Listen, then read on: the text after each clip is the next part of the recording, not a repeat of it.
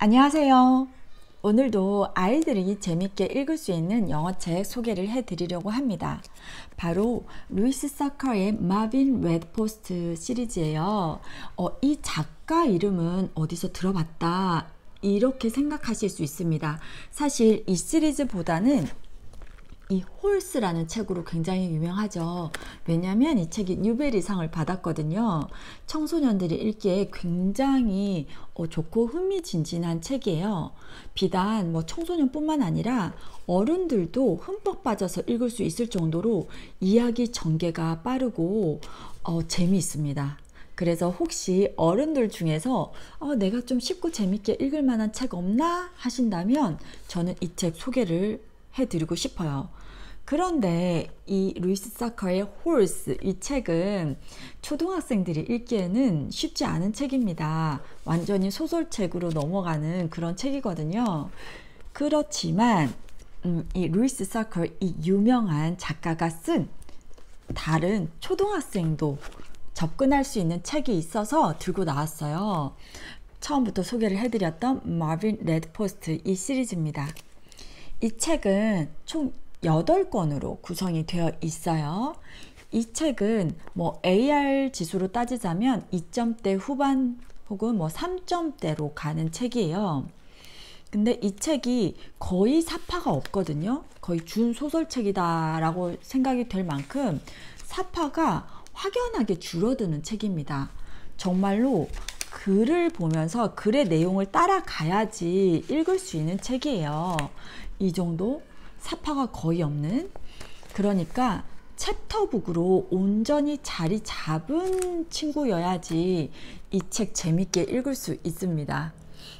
만약에 이렇게 좀 챕터북이 온전히 자리 잡지 않은 친구들이라면 이 책은 조금 어렵게 생각할 수도 있을 것 같아요. 그리고 이 책은 78페이지 정도 되는 책인데요. 이렇게 CD, 음원이 있기도 해요. 초등학생한테 읽혀봤더니 이 책을 쭉 앉아서 읽는데 거의 1시간 정도 걸리더라고요.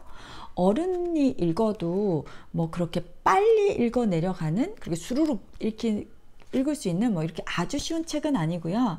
그러니까 초등학교 고학년 아이, 챕터북 읽는 아이가 한 1시간 정도 투자를 해서 읽을 수 있는, 엉덩이 힘을 가진 아이가 읽을 수 있는 그런 책이다, 이 정도 생각을 하시면 될 것 같습니다.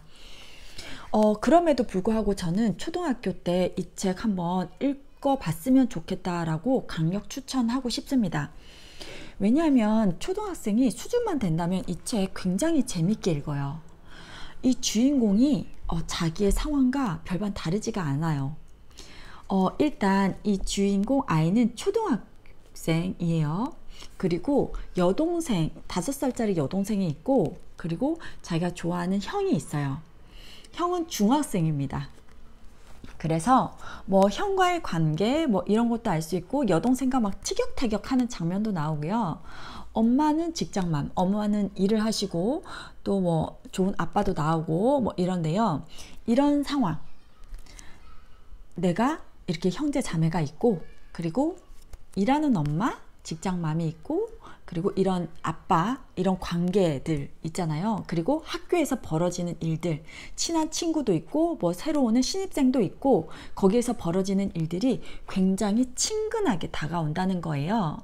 그래서 이 책에서 펼쳐지는 그 환경, 스토리가 아이들한테는 굉장히 익숙한 환경이기 때문에, 비슷한 환경이잖아요. 그러니까 좀 동질감 같은 거 느끼는 것 같아요. 그래서 저는 좀 판타지 이런 걸로 넘어가면 아이들의 막 상상력을 자극하는, 자기와는 다소 다른 환경이 벌어지는 책이잖아요. 그런 것 없이 자기와 비슷한 상황에서 벌어지는 이 책 재미있게 읽고요.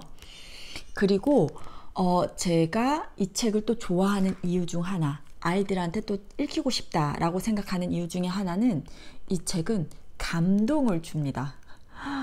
이 책은 시리즈물이지만 이렇게 이야기가 쭉 이어지는 게 아니거든요.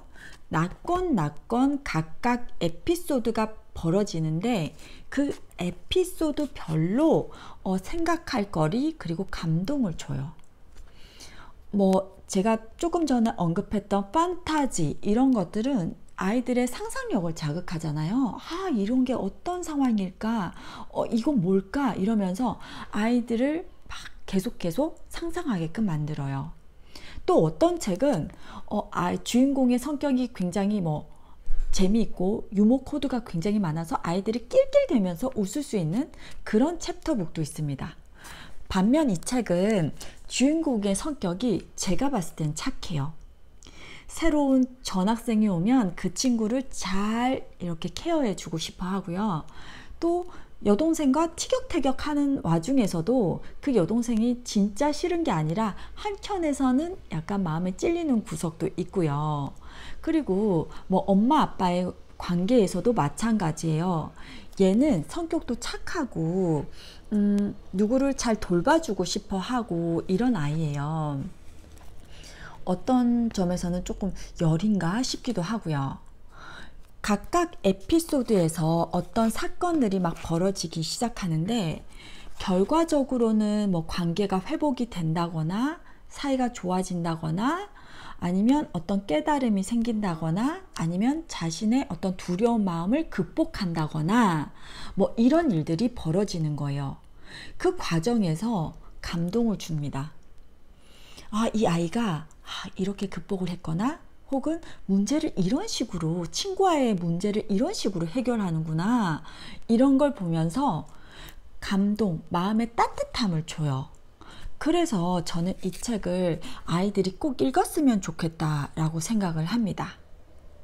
또 마지막으로 이 책을 추천하고 싶은 이유는 이 이야기들이 아이들의 일상생활에서 떨어지는 상관없는 그런 일들이 아니라 정말 학교 생활에서 친구와의 대화 그리고 여동생, 형 그리고 부모님과의 대화들 이런 것들이 굉장히 많잖아요.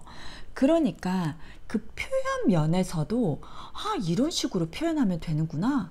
이럴 때 이런 식으로 말을 하면 되는구나 하고 은연중에 배울 수 있는 표현들이 굉장히 많습니다.